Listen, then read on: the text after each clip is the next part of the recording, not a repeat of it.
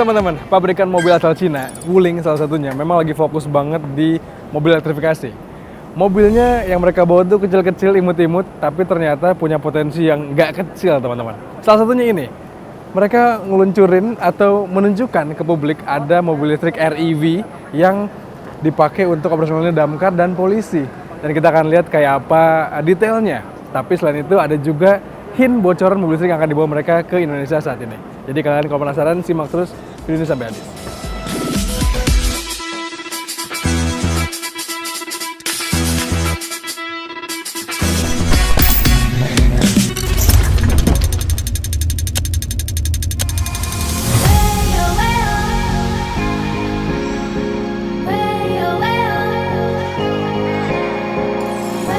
Nah teman-teman, sebenarnya secara umum REV yang dibuat sebagai operasionalnya polisi dan juga damkar ini sebenarnya pakai basic yang sama dengan REV yang dijual ke masyarakat umum. Ada dua tipe, ada yang standard range, ada yang long range. Yang standar itu bisa menempuh jarak sekitar 200 km, sementara yang long range-nya di 300 km. Ya layaknya REV, kita udah pernah ngetes mobilnya secara lengkap di Autotest, jadi kalau kalian belum pernah tonton, kalian harus nonton dulu. Dan sekarang mari kita ulas yang pertama dari REV yang jadi mobil listrik polisinya.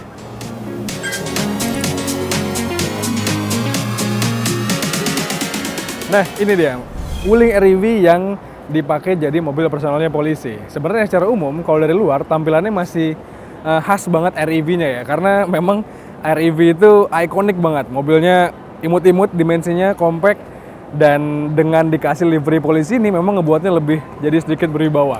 Dari luar, sebenarnya nggak ada ubahan yang terlalu radikal dilakukan Wuling ke mobil ini, kecuali dari liverynya yang pakai model polisi kayak gini. Warna biru juga khas banget warna kepolisian. Warna putih juga mendominasi sebagai warna dasarnya. Dan paling dari luar yang kelihatan berbeda adalah dia ada rotatornya, teman-teman. Kalau dari dalam kita bisa intip nih, apa yang beda. Nah, gitu masuk interiornya langsung kelihatan lagi-lagi ikonik banget, teman-teman, desain dari Wuling REV ini. Secara umum nggak banyak yang berubah dari layout interiornya. Ini adalah Wuling REV yang standard range. Kelihatan nggak ada head unit di sini, melainkan untuk mobil kepolisian dikasih rotator dan juga sirine. Di sini ada tombol-tombolnya nih, yang pastinya nggak boleh kita pencet-pencet. Secara umum sisanya sama aja, teman-teman. Di belakang pun nggak ada yang berubah. Ya hanya dari segi kokpitnya yang berubah karena ketambahan beberapa panel-panel untuk rotator dan sirine ini.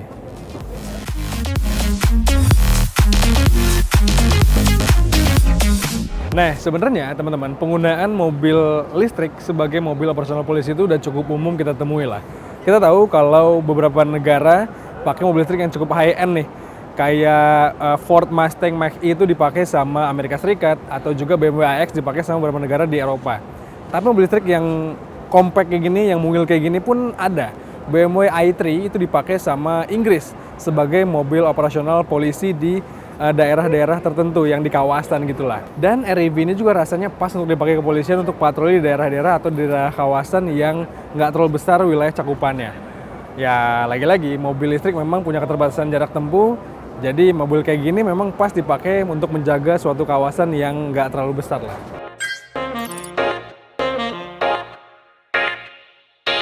Lanjut teman-teman, sekarang mobil listrik REV yang dioperasionalkan sebagai mobil damkar atau fire rescue di sini. Lagi-lagi kalau dari luar tampilannya sebenarnya ikonik banget, tapi ini liverynya merah khas damkar dan juga dengan beberapa pelintilannya. Kalau di kepolisian tadi dia pakai light bar atau rotator yang warnanya biru, kalau di sini warnanya merah. Dan yang menarik adalah dari interior teman-teman, karena ada yang berbeda nih. Yuk kita masuk.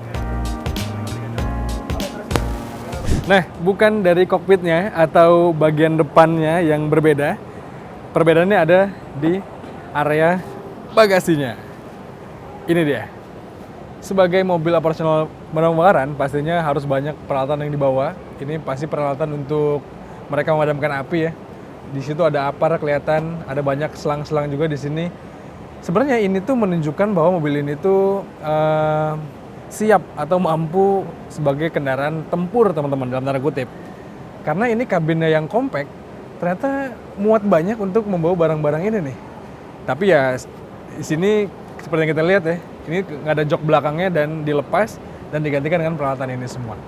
Sementara kalau kita lihat kokpitnya itu masih sama dengan Wuling REV yang standard range.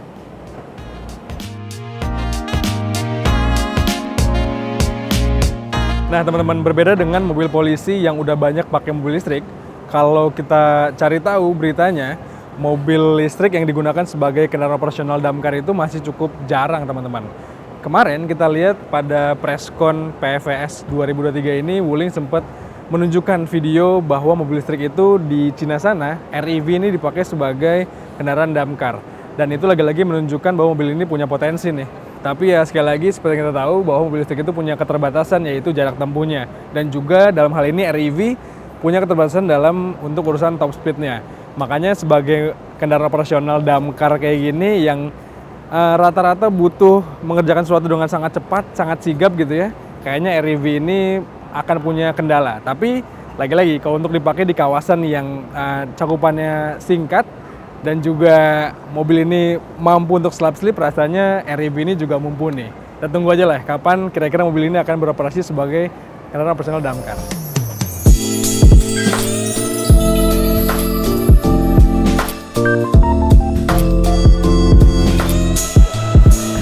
Lanjut teman-teman, terakhir kita ngebahas ini dia mobil-mobil yang akan dimasukkan oleh Wuling sebagai teman dari Wuling REV yang katanya sih akan mereka jual di Indonesia. Yang pertama ada ini nih, Baojun E300. Sebenarnya ini adalah mobil listrik yang udah cukup lama hadir secara global. Tepatnya 2020 teman-teman. Kita udah pernah nulis peluncuran mobil ini dan pada masanya mobil itu dijual di harga 130 jutaan aja. Dan saat ini dibawa oleh Wuling ke ajang PVS ini untuk menunjukkan ke Indonesia bahwa mereka punya lini ini. Dan menariknya ini hadir dengan fitur atau mobil ini capable untuk autonomous driving teman-teman, atau berkendara secara otonom. Dan itu adalah salah satu keseriusan Wuling dalam hal mobil listrik dan juga dalam hal teknologi teman-teman. Kita tunggu aja lah ya kapan mobil ini masuk ke Indonesia, karena akan menarik untuk melihat mobil ini warna biru di jalanan tapi nggak ada supirnya. Keren-keren.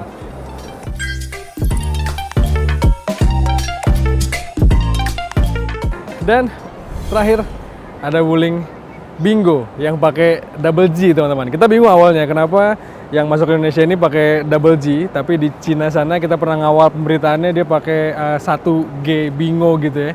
Tapi ternyata itu karena menyesuaikan dengan pelafalan orang Indonesia. But anyway, mobil ini adalah mobil yang di Cinanya fenomenal sekali teman-teman. 1 bulan pertama mobil ini laku sebanyak 16.000 unit, lebih dari 16.000 unit ya. Dan itu adalah angka yang fantastis. Dan mobil ini dia udah pakai Global Small Electric Vehicle Platform yang versi terbaru. Tapi ini menjadi kode keras yang coba Wuling sampaikan ke kita bahwa Bingo ini akan segera hadir di Indonesia. Kita tunggulah ya. Kira-kira kapan masuknya saudara kembar dari REV ini.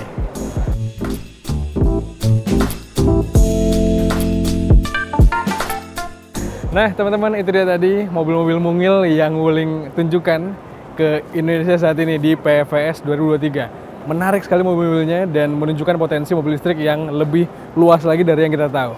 Menurut kalian gimana? Kira-kira pendapat kalian apa soal mobil-mobil tadi? Coba kalian sampaikan di kolom komentar video kali ini. Dan seperti biasa teman-teman, jangan lupa untuk baca ulasan lebih lengkapnya di kanal Detik Auto. Dan juga tonton video dari kami di kanal 20 Detik. Jangan lupa untuk kalian subscribe juga. Kalau gitu teman-teman, sekian aja. Saya pamit, stay safe dan bye-bye.